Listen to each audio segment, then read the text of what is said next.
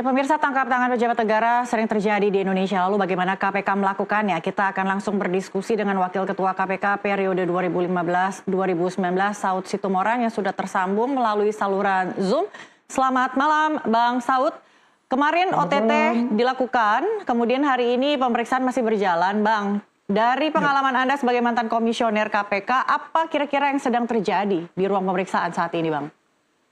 Ya, semua bukti-bukti yang mereka dapat mulai dari proses, ini kan pasti dari awalnya dari whistleblower ya, apakah itu masyarakat atau orang-orang di kementerian yang memberikan laporan, kemudian itu didalami, disimpulkan, perlu melakukan penyelidikan, dan kemudian penyelidikan itu tetap putusan dari pimpinan KPK. Dari proses penyelidikan itu pun pimpinan sebenarnya sudah melihat nih siapa nih yang bakal terkenal langsung, dan di situ ketika kemudian penyelidikan dilakukan, ternyata terjadi peristiwa pidana lagi sehingga itu yang disebutnya OTT. Nah, tentu mereka setelah diambil, dijemput, kemudian nanti akan ada klarifikasi karena ada batasan waktu 24 jam untuk kemudian mereka expose ke pimpinan KPK, penyelidik expose untuk kemudian mereka memastikan bahwa ada peristiwa pidana dan kemudian masuk ke penyidikan. Jadi kita tunggu beberapa jam ke depan. Di dalam itu tentu sedang ditanya-tanya ini gimana, siapa berbuat apa, siapa membantu, dari sekian banyak yang dipanggil itu kan nanti ada yang membantah, ada yang membenarkan, ada yang mengklarifikasi, ada yang peranan utama, ada yang hanya menerima perintah-perintah dan seterusnya. Kita lihat aja apakah semua yang dipanggil atau diambil itu harus bertanggung jawab, nanti dilihat.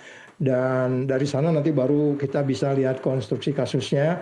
Kalau sementara ini yang terungkap ke permukaan katanya izin K3 yang dilakukan dan pemerasan, which is itu sangat tragis sebenarnya karena K3 itu keselamatan kerja.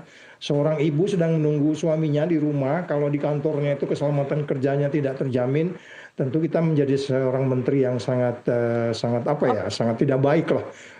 Kok bisa sampai tawar-menawar dari sisi keselamatan kerja, karena itu ada ISO-nya, ada standar internasional. Gitu dulu, Mona. Ya, menyangkut keselamatan buruh dan pekerja ya, Bang Saud, sehingga ini benar-benar harus menjadi perhatian seluruh aparat penegak hukum. Jadi saat ini status terperiksa sudah bisa dipastikan, status hukumnya adalah tersangka atau bagaimana, Bang? Nanti diputuskan habis expose. Nanti kan setelah penyelidik memanggil ini, memeriksa, karena KUHAP kan begitu ya, sebelum dia diputuskan untuk jadi tersangka kan dia harus diklarifikasi, ditanya pertanggungjawabannya, apakah betul Anda begini, walaupun sebenarnya kalau kita ambil sepeda motor itu juga kita nggak tahu tuh apa memang ada dia tidak menerima uang, tapi sepeda motor kita nggak tahu ya, penyelidik yang tahu, karena dia tidak memakai sarana-sarana perbankan umpamanya. Nanti mereka yang paham, tentulah barang disita itu ada kaitan dengan perkaranya. Jadi sekali lagi bagaimana itu bisa diputuskan nanti siapa berbuat apa, siapa bertanggung jawab, dan pasal berapa yang harus dikenakan. Kalau ini pemerasan ya itu kan biasanya pasal 12E atau apa, karena ini kan perizinan ya, bukan soal pasal 2 pasal 3 kerugian negara. Jadi kita tunggu juga perbuatan yang bersangkutan. Cuman yang kita hanya menyayangkan aja wamennya ini nggak paham pesan presidennya, kira-kira gitu. Oke, Bang Saud, ini tadi kan kita sudah melihat sama-sama barang bukti yang dipamerkan, ada banyak sekali moge, kemudian juga belasan mobil begitu. Nah, barang bukti yang dihadirkan ini adalah barang bukti terkait dengan pemerasan sertifikasi K3 atau seluruh aset yang dilaporkan ketika menjabat sebagai Wamenaker? Oh enggak, nanti kan dia sebenarnya penyelidik udah bisa memahami sebenarnya itu mobil apa tuh gitu. Kalau kemudian mereka memulai penyelidikan tuh biasanya menyangkut person itu diklarifikasi, bagaimana LHKPN-nya, bagaimana sebelumnya, itu nggak menjadi suatu yang menjadi pertanyaan kalau mereka bertindak di luar dari yang harus ditanggungjawab. Nah, menjadi pertanyaan sebenarnya kan kalau dia bulan Oktober kemarin kan berarti belum ada 1 tahun ya, baru Oktober nanti 1 tahun. Jadi cukup banyak juga itu kalau memang itu ada kaitan dengan tugas-tugasnya atau ada kaitan dengan transaksi yang dia lakukan, sehingga kemudian KPK harus menyita itu. Mereka yang lebih paham. Tapi selalunya ada kaitan tentunya. Enggak juga barang yang tidak ada kaitan dengan potensi tindak pidananya, Karena jumlahnya transaksionalnya, banyak kira-kira sekali gitu. Bang, karena itu juga menjadi pertanyaan publik, apakah sebanyak itu yang diterima selama beberapa bulan ini menjabat sebagai Wamenaker? Ya kalau dia bicara kementerian kan tentu dia juga menyangkut beberapa industri-industri di Indonesia kan. K3 itu kan semua industri jasa, industri konstruksi, terus kemudian semua segala macam bangunan yang memakai syarat-syarat keselamatan dan keamanan kerja kan itu se-Indonesia. Kalau dia tingkat apa namanya keinginannya untuk ngambil banyak tuh bisa jadi ya bisa jadi tuh dari selama dia bertugas 9 bulan ini nanti kita lihatlah penyidik bisa menjelaskan itu nggak ke publik gitu atau itu barang-barang pribadi dia gitu apakah memang yang bersangkutan selama ini hobinya sepeda motor ya kita nggak bisa juga kan kalau hobinya dia kan berarti mulai dari kalau sepeda motor itu kan berarti mulai kuliah atau mulai apa dia hobi sepeda motor nggak boleh diambil dong kalau itu nggak ada kaitan dengan miliknya dia sebelum kejadian perkara itu. Tetapi sekali lagi penyelidik pasti sudah memahami ya model transaksi apa yang dilakukan dikaitkan dengan perolehan benda yang dia miliki sekian banyak itu. Jadi it could be happen karena memang di Indonesia itu industri kan cukup banyak itu ditangani soal tenaga kerjanya kan kementerian. Tapi bagaimana itu koordinasi dengan menterinya karena dia wamen itu sisi lain lagi mungkin. Anda melihat OTT ini seperti apa ya? Seperti hadiah seperti itukah Bang Saud? Sebelumnya Anda meragukan komitmen KPK dalam pemberantasan korupsi, tapi melihat OTT semalam ini sepertinya ada optimisme ya dalam tubuh KPK. Ya, sementara kita bisa menyimpulkan begitu karena bagaimanapun kan KPK sekarang di bawah presiden.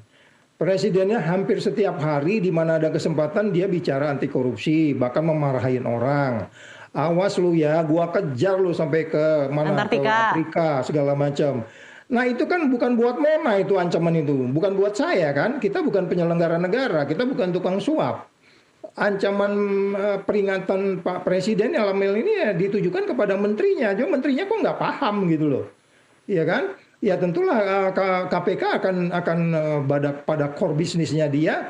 Oh ini presidennya ini udahlah ya kalau memang itu ya kita nggak usah ragu-ragu.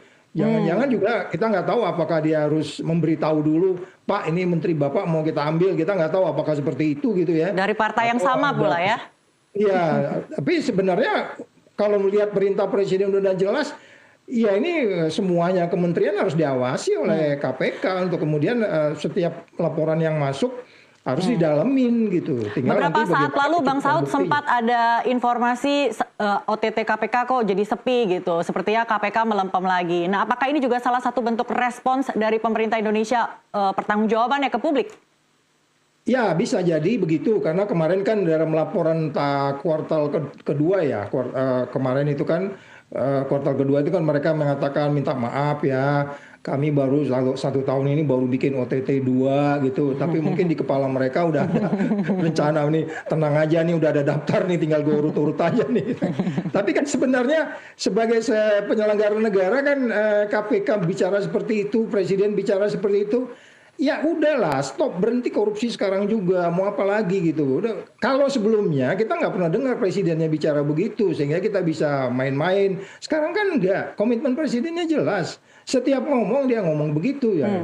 Dan kemudian kok menterinya nggak paham, saya nggak ngerti deh ya. Harus gimana lagi nih kalau saya presiden. Oke, Bang Saud, bukan hanya wamennya saja, ada 14 orang yang juga saat ini sedang menjalani pemeriksaan dalam KPK. Nah, apakah ini tampaknya bukan aksi individu Wamenaker seorang ya? Ini sepertinya juga satu orkestrasi atau bisa dibilang sindikat ya penyelenggara negara yang juga terlibat dalam pemerasan sertifikasi K3 ini. Ya, menteri baru masuk itu tenaga kerja dia bergerak kemana-mana kemarin itu bagus dan ada kinerja yang dia buat saya dengar juga tadi Mensesneknya bilang begitu ada menterinya juga bilang begitu. Tapi kan itu nggak cukup. Anda bukan berarti kemudian ada prestasi terus kemudian bisa ngambil uang sembarangan, nggak begitu. Jadi kalaupun dia mau katakan mengambil, dia sudah pasti nggak kerja sendirian. Di kementerian itu kan ada eselon 1, eselon 2, eselon 3 sampai eselon 4 itu terkait dengan core bisnisnya di kementerian. Nah, bagaimana itu bisa terjadi? Enggak, tentu tidak menteri yang berjalan kemana-mana kan. Dia berada di istananya, di singgasananya. Kemudian protokol-protokol juga ada. Jadi enggak heran kenapa kemudian ada pihak-pihak yang terkait dalam hal ini, mulai dari eselon 1 sampai eselon terbawah. Nanti kan kelihatan tuh siapa yang lebih dominan di situ. Jangan-jangan juga Pak Menterinya nggak paham tentang kayak gituan. Tetapi ketika ada peluang, ketika dia membaca case, loh ini ada peluang, kemudian menterinya membahas sesuatu dengan stafnya, benar stafnya tidak mengatakan jangan Pak gitu. Kecuali kalau nanti kita bisa jangan Pak ini berbahaya, kita perlu ini perlu ini. Nah itu kan kelihatan nanti kerjasamanya seperti apa. Nanti kan kelihatan tuh dalam meeting-meeting, dalam kebijakan-kebijakan, dalam disposisi-disposisi. Nanti kan nggak ada penggeledahan tuh. Terus kemudian pengusaha juga sudah ditanya, kenapa kamu begini? Iya Pak, saya sebenarnya pingin mengikuti keselamatan kerja, tetapi kemudian kami masih ada masalah dengan investasi infrastruktur tentang umpamanya perlistrikan atau pemadam kebakaran atau kesehatan. Sehingga kemudian kementerian bukanlah malah menegur atau membantu, malah memberatkan pengusaha. Kalau pengusaha kan ingin bisnisnya jalan, jadi kita bukan malah mengarahkan mereka, kok malah jadi meminta beban mereka jadi biaya ekonomi tinggi. Ini yang saya bilang dia nggak paham, presidennya ngomong setiap hari tentang bagaimana daya saing, bagaimana ekonomi lebih baik, bagaimana kita di Uni Eropa dan seterusnya. Masuk ke BRIC lagi, ini kan harusnya ada di kepala seorang menteri bahwa ini kerjaan saya ini ada kaitan dengan investasi. Kok begini cara membina investor, kok begini cara membina pengusaha, minta terus kemudian kita nggak tahu ya motor-motor itu apakah bentuk dia nggak minta uang atau apa, nanti silakan penyelidik yang menjelaskan ke publik. Tetapi mereka menyita berarti itu ada kaitan dengan transaksinya gitu Mbak Mona. Oke. Anda menyinggung terkait dengan sertifikasi K3, kami akan tampilkan untuk Anda pemirsa seperti apa sebenarnya definisi dari sertifikasi K3 ini dan juga bagaimana cara mendapatkan serta siapa saja, lembaga-lembaga mana saja yang menerbitkan sertifikasi ini. Jadi sertifikat K3 ini adalah bukti pengakuan atas kompetensi seseorang dalam bidang K3. Juga sering dijadikan syarat wajib bagi perusahaan untuk memenuhi regulasi perundang-undangan terkait K3.